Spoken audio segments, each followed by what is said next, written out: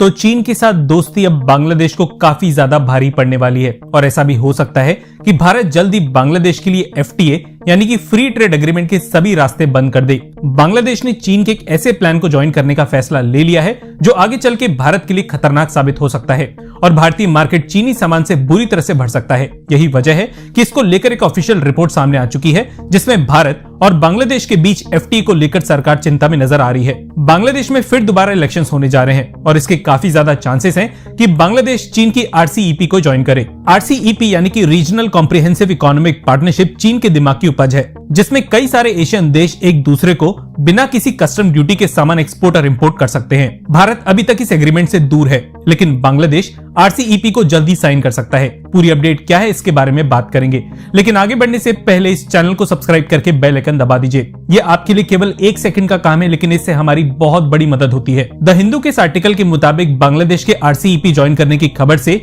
भारतीय सरकार और सतर्क हो चुकी है और बांग्लादेश के साथ अब एफटीए फिर दोबारा नेगोशिएट किया जा सकता है। दरअसल भारत से ज्यादा बांग्लादेश में चीनी सामान का इंपोर्ट होता है और अगर बांग्लादेश चीन के साथ इस एग्रीमेंट को साइन कर लेता है तो बांग्लादेश ड्यूटी फ्री अपना सामान आरसीईपी के मेंबर्स को एक्सपोर्ट तो कर ही पाएगा। इसके अलावा बांग्लादेश में भी चीनी सामान धड़ल्ले से इंपोर्ट होना शुरू हो जाएगा। इससे होगा ये कि बांग्लादेशी व्यापारी फिर इस चीनी सामान को भारत री एक्सपोर्ट करना शुरू कर देंगे और क्योंकि ऐसे बहुत से प्रोडक्ट्स होते हैं जिसके कंट्री ऑफ ओरिजिन का पता नहीं लगाया जा सकता, इसलिए चीनी सामान को बांग्लादेश के रास्ते भारत में बड़ी मात्रा में डंप करना शुरू कर सकता है। आरसीईपी में फिलहाल 15 देश शामिल है और भारत इस एग्रीमेंट से अभी तक बाहर है। दरअसल अगर भारत इस एग्रीमेंट को साइन कर लेता तो चीन बेरोक-टोक भारत में अपना सामान डंप करने लग जाता और भारत का बढ़ता हुआ मैन्युफैक्चरिंग इकोसिस्टम इसे खतरे में आ सकता था। चीन के साथ भारत का ट्रेड डेफिसिट ऑलरेडी $83 बिलियन तक पहुंच चुका है। साथ ही साथ 2026 तक बांग्लादेश से लीस्ट डेवलपिंग देश का खिताब भी वापस ले लिया जाएगा। इससे होगा ये कि बांग्लादेश को कई सारे सेक्टर्स में मिलने वाला कंसेशन बंद कर दिया जाएगा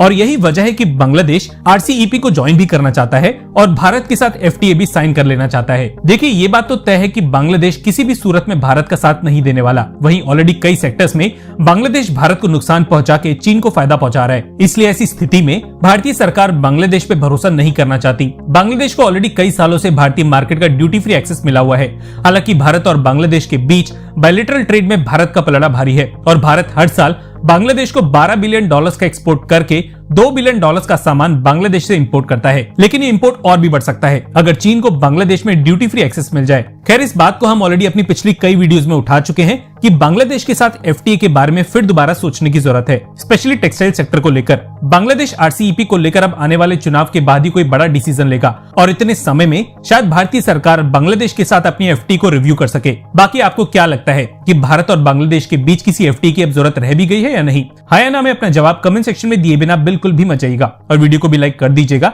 अगर आप हमें यहाँ तक सुन चुके हैं। धन्यवाद। जय हिंद।